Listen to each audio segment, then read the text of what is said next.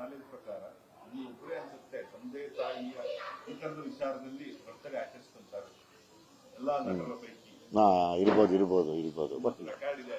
ನನ್ಗೆ ಅದೇನೋ ಆಗ್ಲಿಂದ ದುನಿಯಾ ವಿಜಯ್ ಅವ್ರ ಬರ್ಡೇನ ಸಮಾಧಿಗಳಲ್ಲಿ ಹೋಗಿ ಬರ್ಡೇ ಸೆಲೆಬ್ರೇಟ್ ಮಾಡ್ತಿದ್ರು. ಈಗಲೂ ಸಹ ಅದೇ ತರನೇ ಹೌದು, ಅದೇನೋ ಅದನ್ನ ಬಿಟ್ಟು ಹೋಗೋದೇ ಇಲ್ಲ.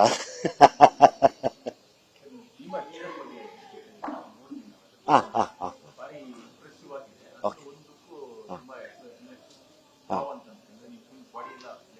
ಹೌದು ಸರ್.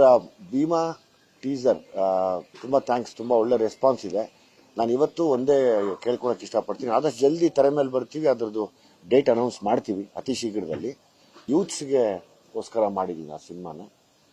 ಅಂದರೆ ನಾವೇನೇನೋ ಕಳ್ಕೊಂಡ್ವಿ, ನೀವೆಲ್ಲ ಏನು ಕಳ್ಕೊಬೇಡಿ ದಯವಿಟ್ಟು ಅನ್ನೋ ಒಂದು ಆಸೆ ಜೀವನದಲ್ಲಿ.